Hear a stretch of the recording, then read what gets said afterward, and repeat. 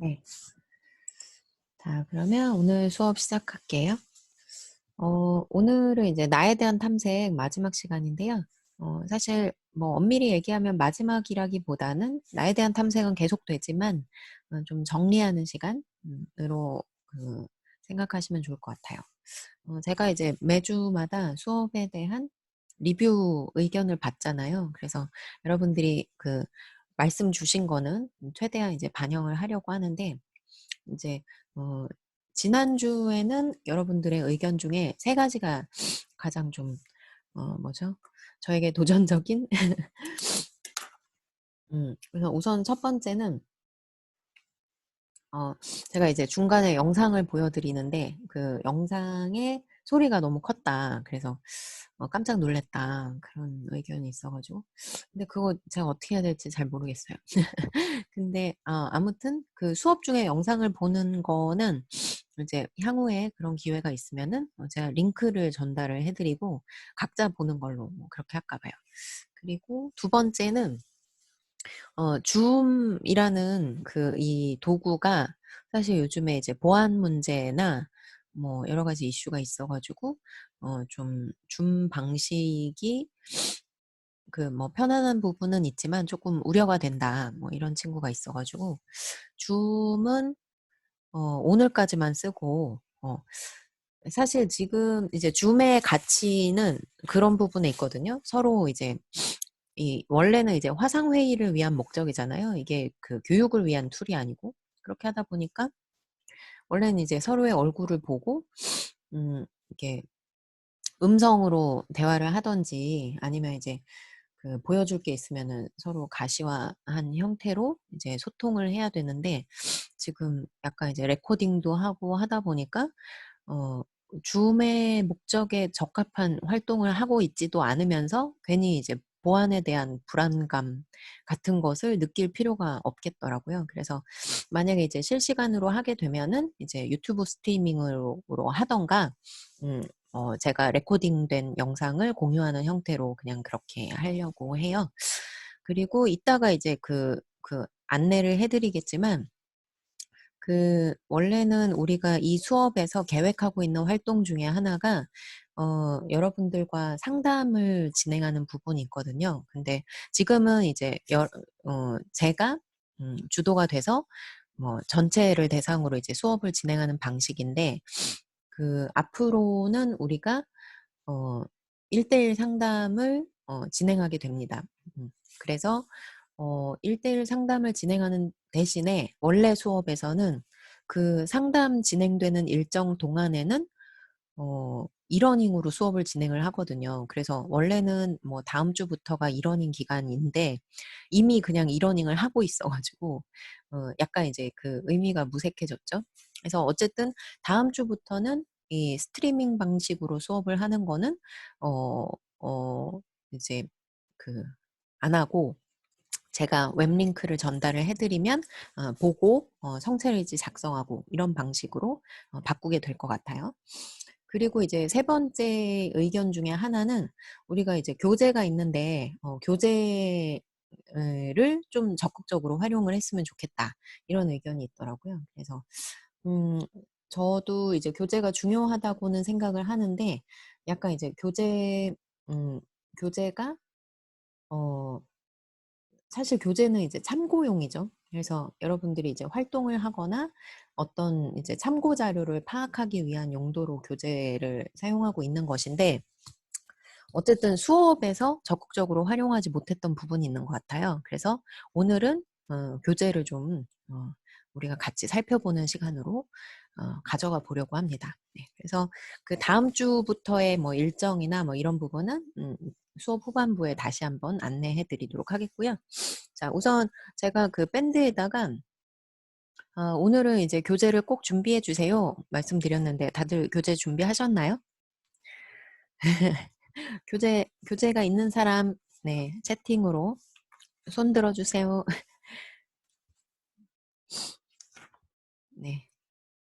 네. 교재 가지러 다 갔나 봐. 반응이 없어. 네. 감사합니다. 자. 자, 그러면 이제 교재를 한번 보도록 하겠는데요. 그 교재의 13쪽, 네, 13쪽부터 한번 보도록 하겠습니다. 네. 교재 13쪽 우리 1장이죠. 네.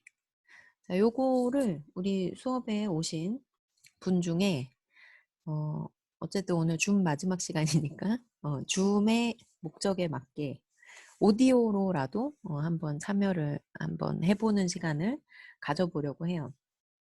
자, 13장의 위에 있는 본문을 한번 우리 친구 중에 한 명이 읽어볼까요? 네. 우선은 맨 위에 있으니까 태모가 한번 읽어볼까?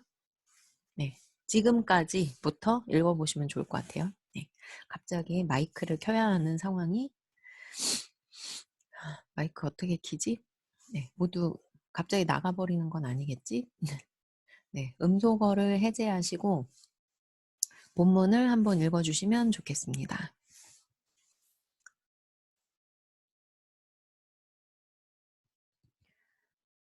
네. 아, 예. 잠시만요. 라고 태모가 이야기했어요. 네. 그래서 잠깐만 기다렸다가. 네, 읽어요? 네, 네.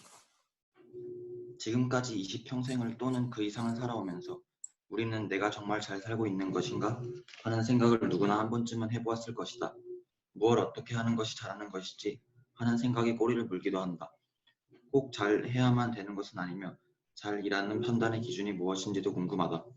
게다가 나는 어떤 삶을 살아갈 것인가? 또는 나는 어떤 사람이 될 것인가? 라는 질문은 우리를 꽤 골치 아프게 한다. 그럼 나는 어떻게 하는 것이 좋을까? 대학은 학문의 전당이며 학문은 질문에서 출발하여 끝없이 해답을 찾아가는 과정이다. 애써서 많은 시간과 돈을 들여 대학에서 공부하는 이유는 잘 살기 위한 것이다. 잘 살아야 행복해질 수 있다. 대학 생활을 어떻게 하면 인생이 행복해질까? 행복을 찾아 여행을 떠나보자. 네. 아, 고생하셨습니다. 우리 첫 시작을 열어준 우리 태모에게 모두 박수. 우리 수업 중에 처음으로 들려주는 내가 아닌 사람의 목소리였던 것 같아요. 아무튼 고맙고요.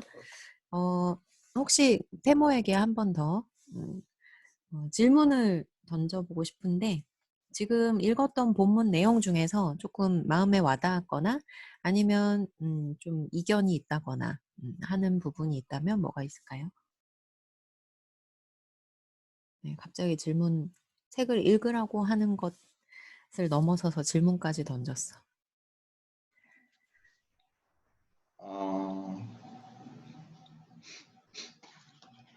대학 생활을 어떻게 하면 인생이 행복해질까? 이거예요.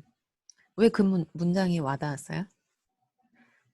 그냥 대학 생활을 어떻게 해야 될 거라는 뭔가 계획 같은 게 정해져 있는 게 없고 뭐 그렇다 보니까 이게 되게 와닿았던 것 같아요. 아, 지금 약간 대학 생활이 막연해서? 네. 막연해서 앞으로 어떻게 하면 행복할까라는 부분이 좀 도전적인 질문이 되었네요. 네. 네, 좋습니다. 네. 사실 지금 이 문장을 읽으면서 저는 어떻게 하면 우리가 잘 살 수 있을까? 그리고 어떻게 하면 행복해질까? 라는 질문이 일상적으로 우리가 던질 수 있는 질문이죠. 그렇게 특별한 질문은 아닌 것 같으면서도 한편으로는 좀 불편할 수도 있는 질문인 것 같아요. 그러니까 저는 이제 제 친구가 한 명이 있는데 그 친구는 내가 너 행복해? 라고 물어보면 꼭 행복해야 돼? 이렇게 답을 해요. 그러면 이제 되게 좀 내 입장에서는 좀 황당하죠. 왜 인생은 행복하려고 우리가 행복한 건 좋은 거잖아. 그러니까 좋은 거니까 우리가 행복하려고 노력하는 게 당연한 거 아니야? 라고 생각을 하는데 그 친구는 인생은 그냥 막 행복해지려고 노력해서 행복해야 된다기보다는 그냥 살아가다가 순간순간 행복을 느낄 수도 있고 아닐 수도 있는 건데 행복해야 된다는 강박관념을 갖는 것 자체가 오히려 자기는 스스로를 불행하게 할 수도 있겠다는 생각을 하는 것 같아요. 그래서 저는 그 친구가 한편으로는 어, 꼭 행복해야 돼? 라는 질문을 할 수 있었던 것이 좀 놀랍게 느껴지기도 하면서도 또 한편으로는 좀 성찰하게 되더라고요. 마찬가지로 잘 살자, 잘 살고 싶다. 잘 산다는 게 무엇일까? 음, 어, 우리가 서로 만나면 안녕 하잖아요. 안녕. 요즘 잘 지내? 이렇게 물어보잖아요. 잘 지내. 라고 우리가 늘 응답하기는 좀 어려운 것 같아요. 그래서 저도 가끔 가다가, 잘 지내? 안녕? 그러면, 아, 내가 진짜 잘 지내고 있나? 이런, 어, 그냥 약간 엉뚱하게 느껴질 수도 있지만, 내가 잘 살고 있나?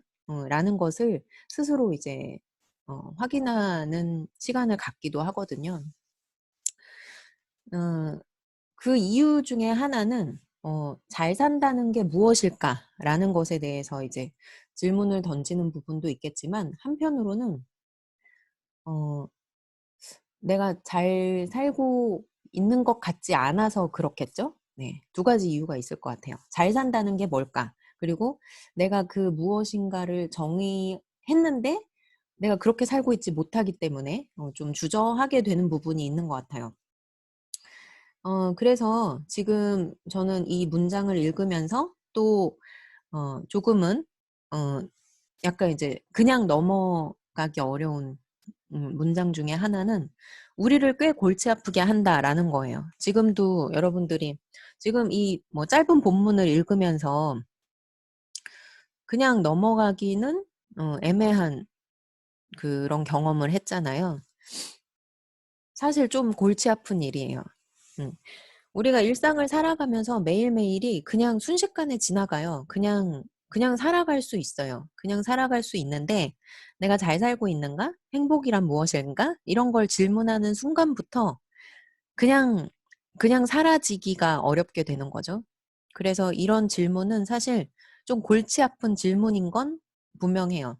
그런데 그런 질문을 던지지 않고 살아가는 삶이 과연 삶일까?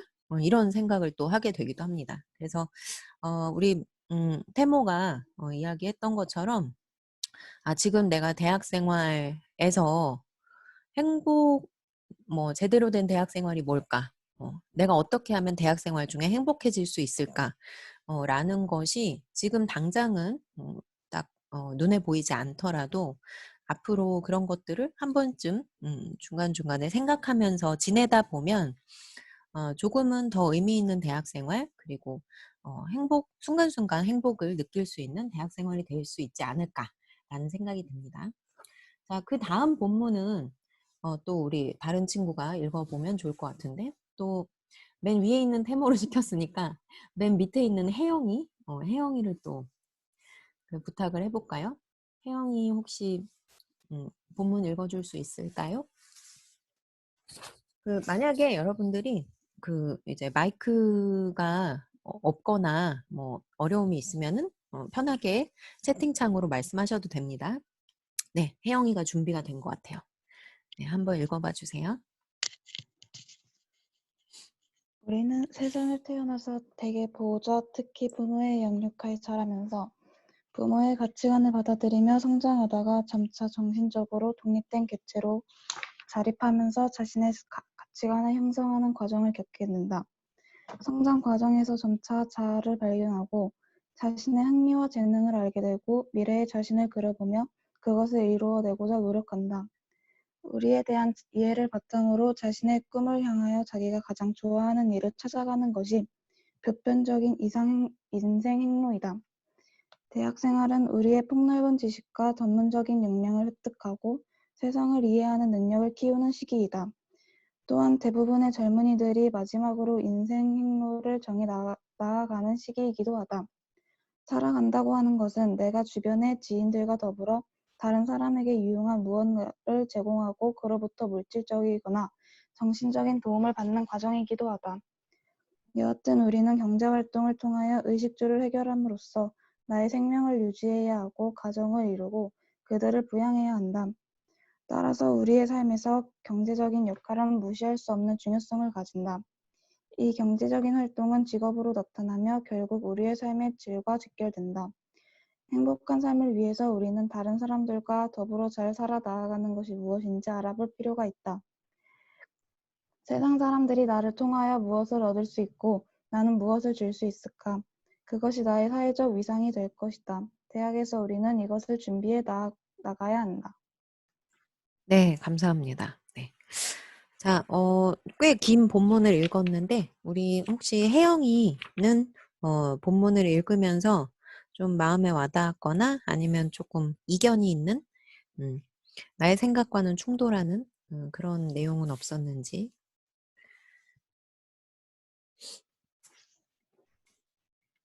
어,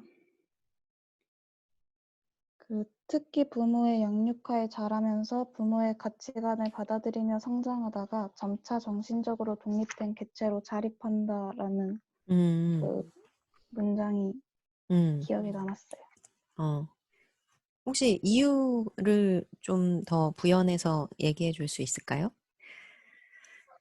정말 학생 때나 이럴 땐 음, 부모님한테 이렇게 자라면서 되게 의지해서 자라는데 이제 음, 성인이 돼 보니까 네. 제가 혼자 독립적으로 해야 되는 것도 많고 음, 그래서 그렇게 느꼈던 것 같아요. 아, 네, 좋습니다. 맞아요. 음, 대학 생활은, 사실, 이제 여러분들이 갑자기 청소년에서 청년으로 그, 갑자기 변하게 되는 시점이죠. 그러니까, 고등학교 때 얼마 전까지만 하더라도 나는 청소년으로서 보호받아야 할 대상이었는데, 대학생이 되는 순간부터 갑자기 나는 스스로 무엇인가를 의사결정하고 판단하고 무엇인가를 추진해 갈 수 있어야 할 것 같고, 그리고 세상에서 이제 성인이라는 취급을 받으면서, 어떤 모든 것에 대한 책임을 스스로 져야 하는 그런 약간의 이제 부담감이 느껴지기도 하고, 또 한편으로는, 그런 것들이, 어, 이제 좀 의미 있는 경험으로 다가오는 부분도 분명히 있는 것 같아요. 그래서 조금은 대학생 1학년 때가 그런 부분에서 좀 그 질풍노도의 시기, 제2의 질풍노도의 시기를 겪게 되는 것 같아요. 그게 일종의 뭐 성장통이라고 하죠. 그래서 이제 뭐 아프니까 청춘이다 이런 말, 좀 안 좋아하는 친구들도 있는데, 음, 아픈 아플 수밖에 없는 상황인 것 같아요. 그런데 그 아픈 순간이 지금 청소년에서 청년으로 변화하는 그 시점에 있기도 하고, 그 이후에, 음, 인생에 있어서 계속 그런 성장의 순간이 있을 때마다 그런 성장통은 있는 것 같아요. 그래서 저 같은 경우도, 음, 뭐 결혼을 하고 아이를 낳고 또 이제 뭐 중년의 시기로 접어들게 되면서 또 다른 성장통이 있거든요. 그리고 음, 노년의 시기를 맞게 되면 또 다른 성장통을 겪게 되겠죠. 네. 자, 어쨌든 그런 과정이 여러분들에게 조금은 부담감이나 힘겹게 느껴지는 부분이 있을 수 있지만 또 한편으로는 음, 어, 성장하고 있기 때문에 또 즐겁고 희망적인 부분도 있는 것 같아요.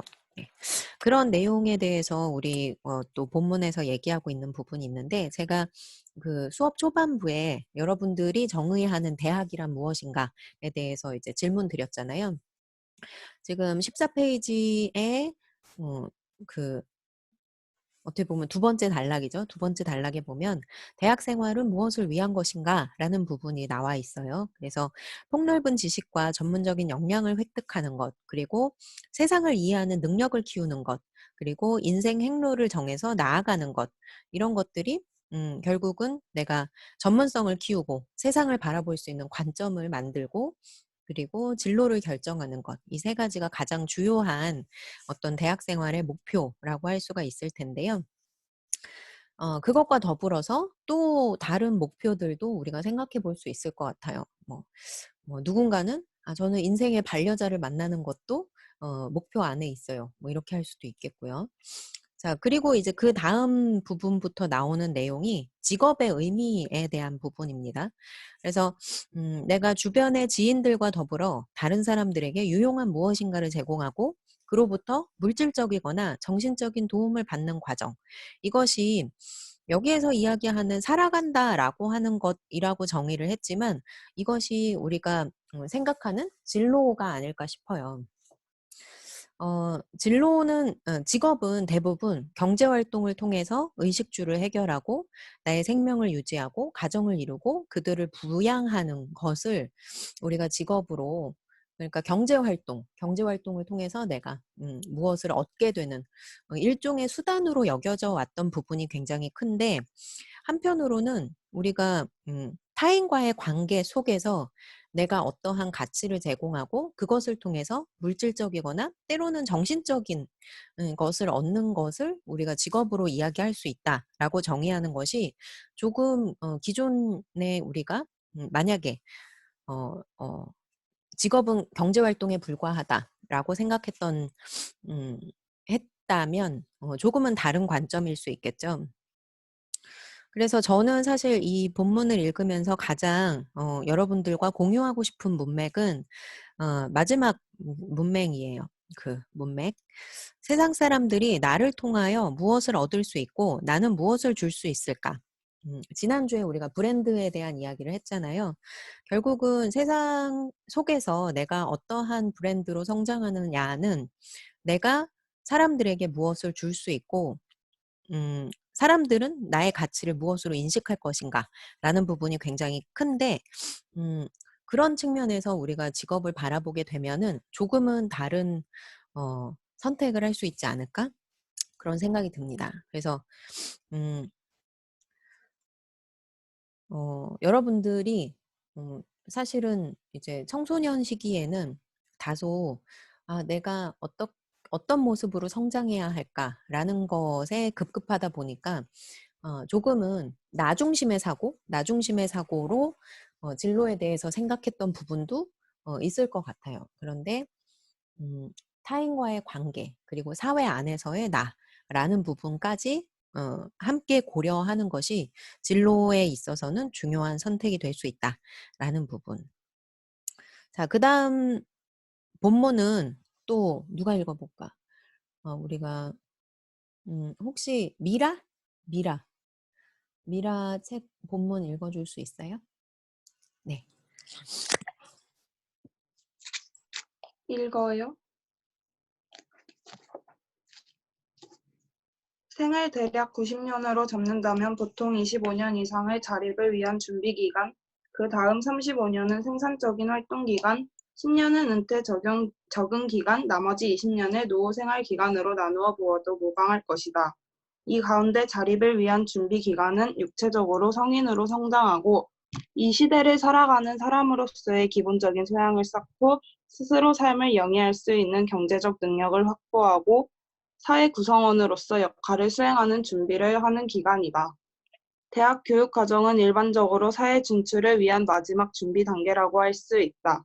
물론 대학원에 진학하여 학문을 더욱 연마하여서 학자의 길을 가는 사람들도 있는데 이들은 이미 학문이라는 직업 세계에 1차적으로 진출하고 있다고 볼 수 있다. 대학 입시라는 초경쟁의 관문을 뚫고 대학에 진학해야 하는 우리나라의 많은 학생들은 대학에서 어떤 학문을 전공해야 할지, 어떤 대외 활동을 할지, 어떤 동아리 활동을 할지, 그리고 봉사활동은 어떤 것들을 해볼지 등에 대한 구체적인 계획을 가지고 있지 않은 경우가 많다. 여기에서 우리는 대학생으로서 어떤 기대를 가지고 있는지, 그리고 우리의 삶들은 어떤 변화가 있을지 예측해보자. 네, 감사합니다. 아주 씩씩하게 잘 읽어주셨어요. 혹시 본문을 읽으면서 좀 마음에 와닿았던 아니면 좀 밑줄 긋고 싶은 그런 부분이 있었나요?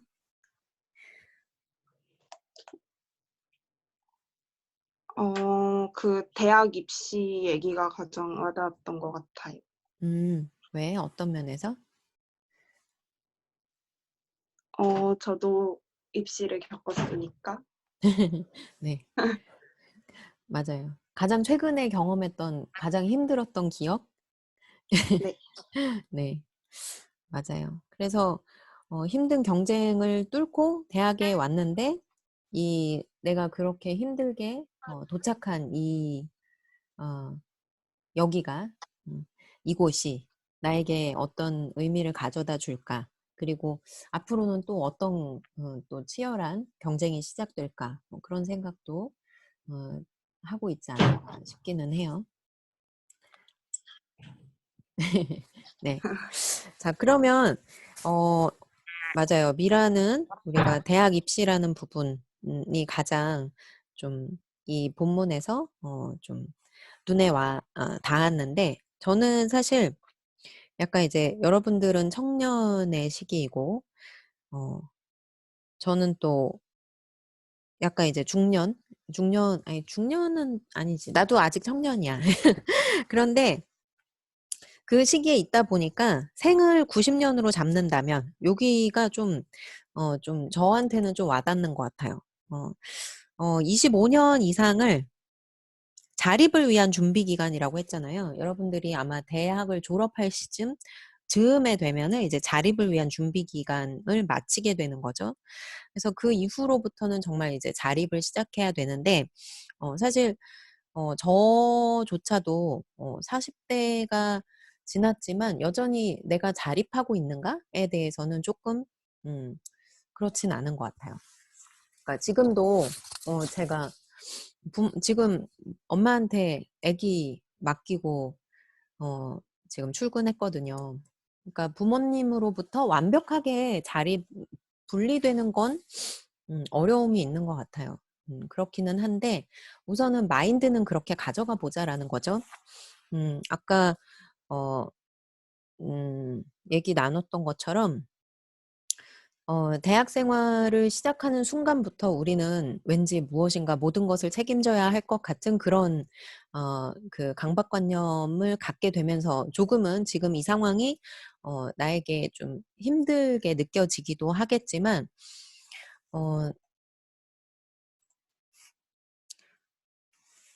마인드를 그렇게 가져갈 필요는 있는 것 같아요.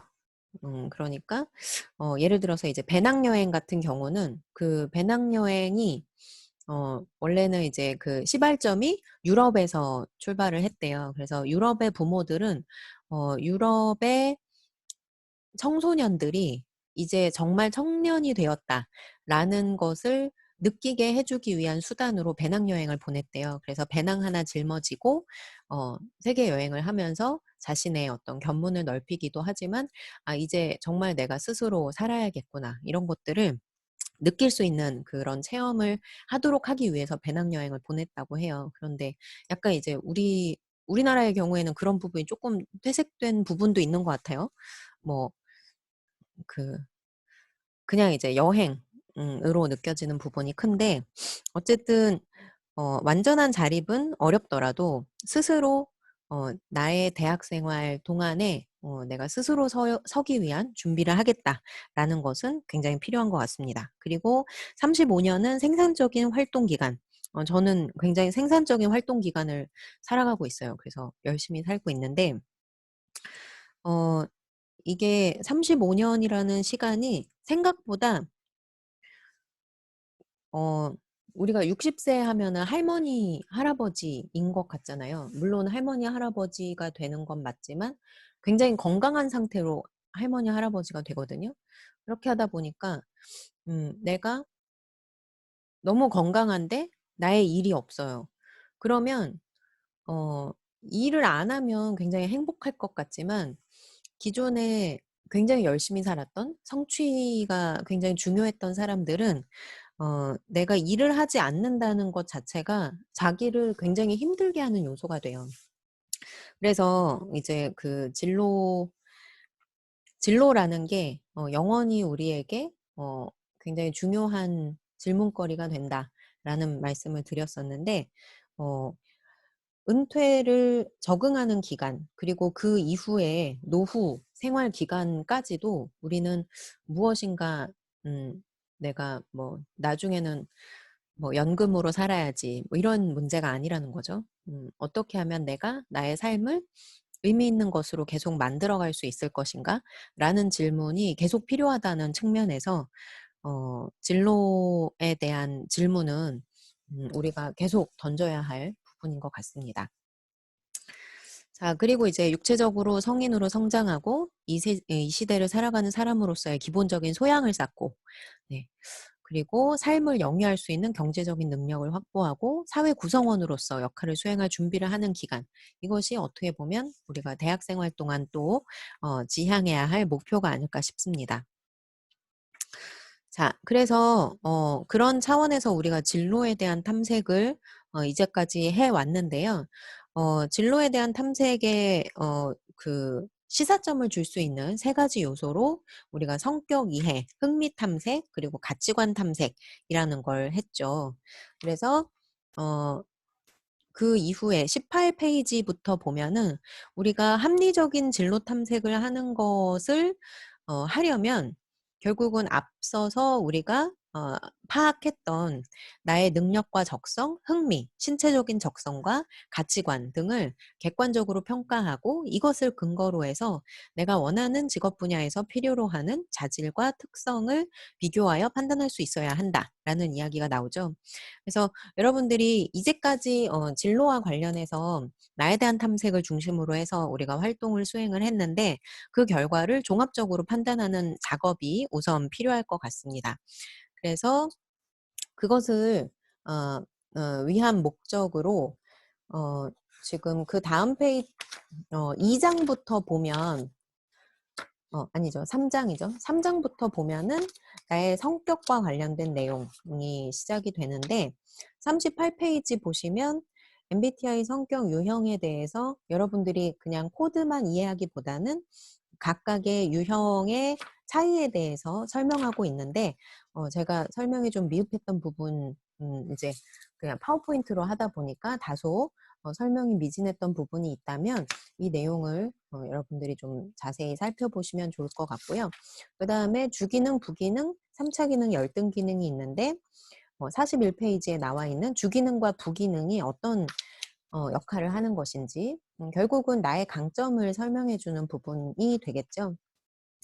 그래서 이제 결국은 그 강점을 잘 파악하는 것 그리고 내가 가지고 있는 약점에 대해서도 잘 파악하는 것이 굉장히 중요하겠습니다. 그 다음에 그 이후에 16가지 성격 유형에서 보면은 나의 성격에 대해서 상세하게 설명이 되어 있거든요. 그래서 처음으로는 성격 유형 특징, 그리고 진로를 탐색하는 과정에 있어서 어떤 진로를 추천하는가, 그리고 내가 가지고 있는 강점과 약점은 무엇인가 각각이 설명되어 있으니까 여러분들의 유형과 관련된 내용을 참조하시면 좋을 것 같고요. 자, 그 다음에 4장 여러분들이 이제 수행하셨던 성찰일지의 활동들은 결국은 교재에 있는 활동하고 다 연결이 돼요. 그래서 교재에 있는 내용을 이미 수행을 하신 거고요. 그 다음에 4장을 보시면 이제 진로 흥미와 관련된 내용이 기술되어 있습니다. 그래서 홀랜드 흥미 유형 6가지에 대해서 설명하고 있는데 그 내용도 여러분들이 찬찬히 살펴보시면 좋을 것 같고요. 최종적으로 2가지 진로 코드가 나오는데 그것이 연결되었을 때 어떤 직업을 추천할 수 있는가라는 부분이 물론 이제 직업 선호도 검사 결과를 통해서 여러분들이 진로에 대해서 추천 직업을 확인할 수도 있지만 87페이지부터 보시면 직업에 대한 그 각 유형별로 추천하는 직업 리스트가 나와요. 그래서 그거를 보시면서 나는 이 직업은 괜찮은 것 같아. 혹은 별로 적절하지 않은 것 같아. 그거를 한번 체크해 보시면 좋을 것 같습니다. 그 다음에 5장은 가치와 관련된 내용인데요. 가치관에 대해서 설명한 부분과 직업 가치관에 대해서 설명한 부분이 있고 115페이지에 있는 내용을 토대로 해서 여러분들이 내가 중요하게 생각하는 가치관 3가지를 골랐죠. 그래서 116페이지부터 나에 대한 내가 중요하게 생각하는 가치를 중심으로 해서 나에게 내가 중요하게 생각하는 가치 그리고 어떠한 욕망을 가지고 있는가라는 부분에 대해서 설명이 나옵니다. 그래서 결과적으로 128페이지에 보시면 내가 중요하게 생각하는 가치와 함께 추천되는 직업들이 나오고 있는데요. 이 부분을 검토한 결과를 토대로 좀 종합해 볼 필요가 있을 것 같아요. 그래서 139페이지에 보시면 이제까지 수행하셨던 세 가지 자기 탐색 결과를 토대로 해서 나의 진로를 탐색해보는 그런 내용이 있어요. 그래서 잠깐 오늘은 그거를 중심으로 해서 여러분들이 성찰일지를 작성하게 됩니다. 그래서 네, 그거 관련한 내용을 잠깐 공유를 해드리면요. 자, 여러분들이 이제 밴드에 제가 올려드렸거든요. 이번 주 그 뭐죠? 이번 주에 수행하셔야 하는 성찰일지를 올려드렸는데, 자, 지금 화면 보이시죠? 네. 화면 보시는 것처럼 6-2번 활동, 6-2번 활동 그 139페이지에 6-2번 활동 보시면 나의 성격, 흥미, 가치관 과 관련해서 검사 결과 어떤 것이 나왔는지, 그리고 그 결과로 추천받은 직업이 무엇인지, 그것에 대한 만족도, 그리고 여러분들이 이제 참고할 수 있는 페이지를 옆에 적어드렸어요. 저 같은 경우에는 성격이 이제 INFP, 그래서 이제 뭐죠? 잔다르크형이라고 하죠.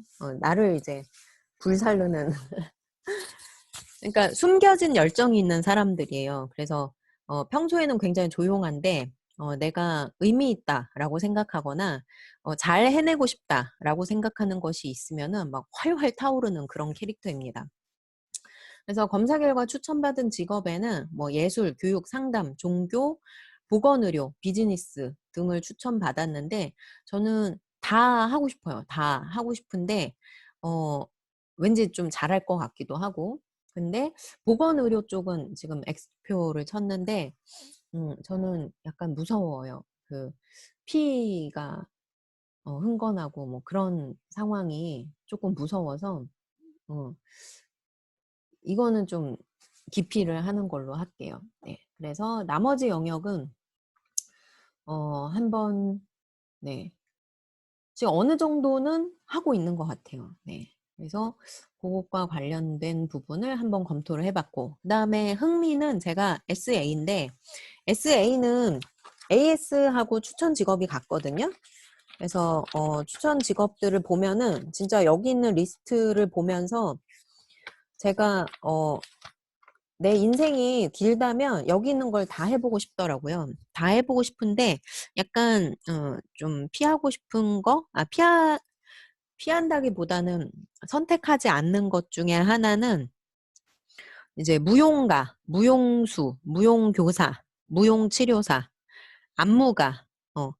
제가 이제 그 리듬을 탈 수는 있지만 몸치라서 네. 이걸로 돈을 벌기는 어려울 것 같아요. 네. 그래서 요거 말고는 한 번쯤은 다 해보고 싶다. 네. 자, 그리고 자율, 성취, 여유, 가치관, 세 가지 가치관을 제가 골랐는데요. 저는 사실 몸과 마음의 여유가 그 가장 중요한 가치에 포함되어 있진 않았어요. 그런데 가정이 생기고 아이가 생기면서 이게 원래는 저는 성취랑 변화지향 이런 게 저한테는 좀 더 매력적인 가치였거든요.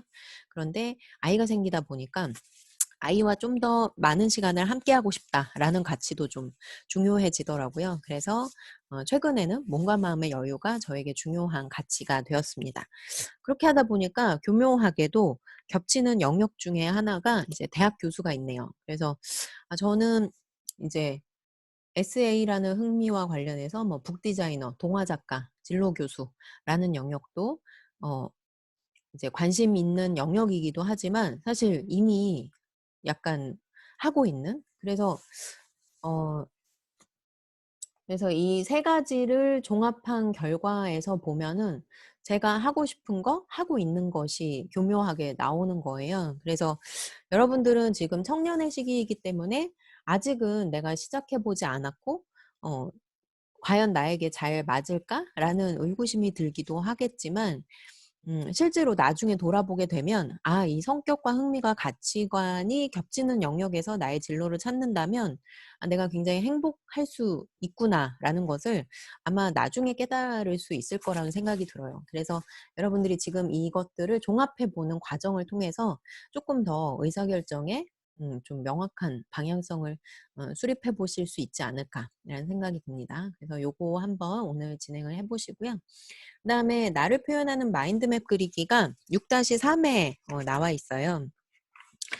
요거는 사실 이제까지 여러분들이 작업을 하면서 나를 보여줄 수 있는 뭐 해시태그도 그려보고 나의 성격 그리고 나의 관계 여러 가지 것들을 이 마인드맵에 포함시켜 볼 수 있을 것 같아요. 그래서 나를 좀 시각화해서 보여줄 수 있는 방법으로 한번 작성을 해보시면 좋을 것 같고요. 그 다음에 마지막 활동이 내 일을 더욱 가치 있게 만들기 위한 계획 세우기. 그러니까 이거는 버킷리스트랑은 조금 다른 것 같아요. 내가 결국은 이제 나의 진로 목표를 어느 정도 뚜렷하게 세운 다음에 그 6-2 활동을 하고 나면 나의 목표가 조금 구체화되겠죠. 그렇게 하고 나면은 내 진로 목표를 달성하는 데 도움이 되는 사람은 누구일까? 그리고 내가 가지고 있는 강점을 살려서 어떻게 내 강점과 연결시킬 수 있을까라는 것을 한번 생각해 보시면 좋을 것 같고, 그것을 위해서 지금 내가 하고 있는 활동들 정리를 해 보시고, 그리고 앞으로 내가 더 노력해야 할 것들을 한번 정리해 보시면 좋을 것 같아요. 그리고 마지막에는 그것이 세상 속에서 어떠한 가치를 만들어낼 수 있을까라는 부분. 그래서 저 같은 경우는 이제 그 지금 진로와 관련된 교수 역할을 하고 있긴 하지만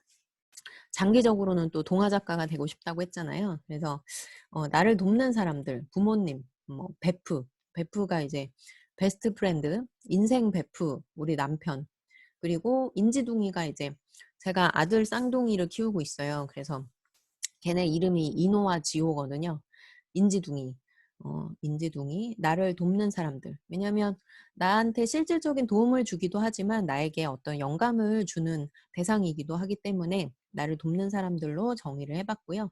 그다음에 내가 가지고 있는 장점, 이제 어른 아이라고 썼는데 제가 이제 어른이기는 하지만 아이 같은 동심을 또 가지고 있어요. 그리고 마음속에 아이 같은 그 아이처럼 지내고 싶은 그런 또 마음을 가지고 있어서 그게 어떤 면에서는 나쁜 면으로 표현되기도 해요.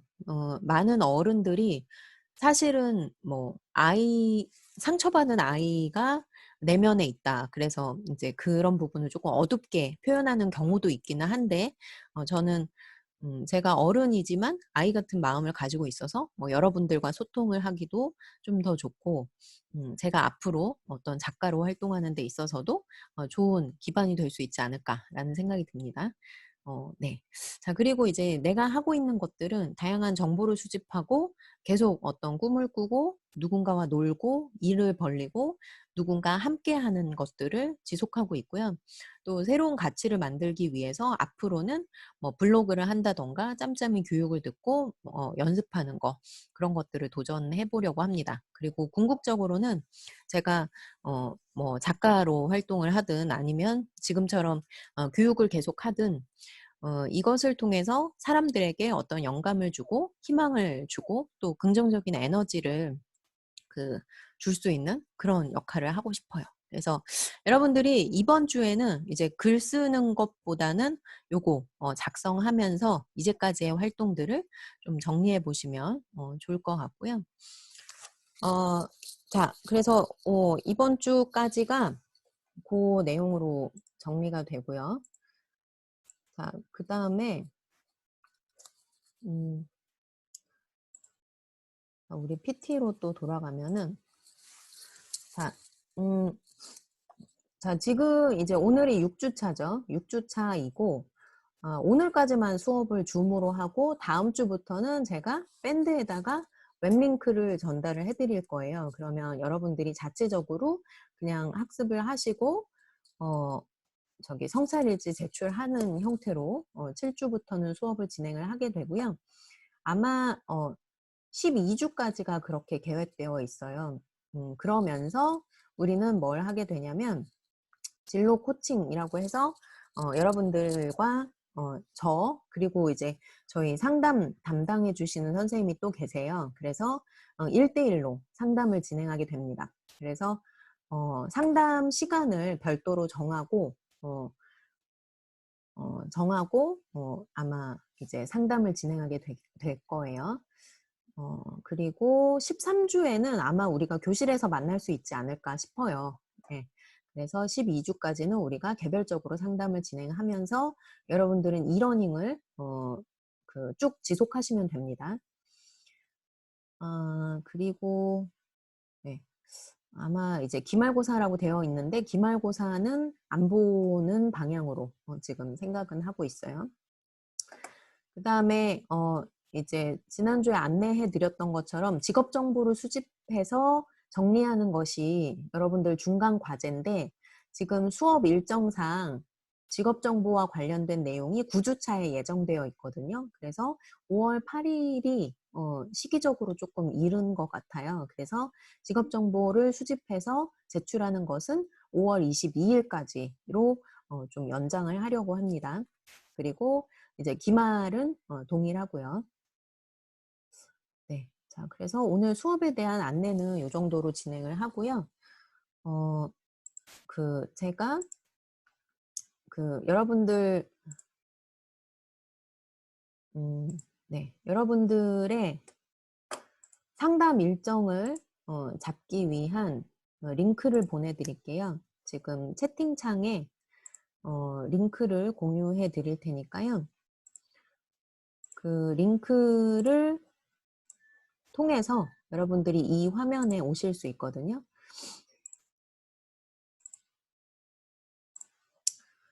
네. 자, 채팅창을 통해서 제가 전달해 드리는 링크를 접속하시고요. 지금 아마도 지금 이 회색 영역이 원래 우리 수업 시간이라서 제가 이 시간을 비워놨거든요. 여러분들은 가급적 이 시간에 상담을 진행하거나 아니면 지금 빈칸으로 되어 있는 부분에 여러분들의 원하는 시간을 결정해 주시면 될 것 같아요. 네. 자, 이거는 접속한 사람은 누구나 작성이 가능한 엑셀 폼이라서요. 접속하셔서 본인이 원하는 시간 적어주시면 되겠습니다.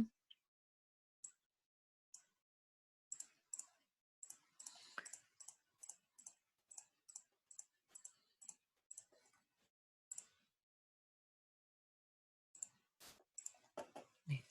지금 제가 음영 표시한 부분은 이제 다른 반 학생들이 신청한 시간이기 때문에 여러분들은 지금 표시된 영역을 제외하고 신청하시면 될 것 같아요. 네. 그래서 요거 신청하는 것까지 오늘 수업 내용이고요. 혹시 궁금하거나 확인하고 싶은 부분 있으시면 채팅창에 남겨주시거나 아니면 밴드를 통해서 문의하셔도 됩니다. 밴드나 이메일. 제가 생각하기에는 상담은 아마 줌으로 1대1 방식으로 하게 될 것 같아요. 그래서 정해진 시간에 여러분들이 줌을 통해서 기존과 동일한 방식으로 접속하셔서 저랑 1대1로 화상회의 형태로 진행하면 될 것 같고요. 아니면 이게 조금 껄끄럽다 하는 경우는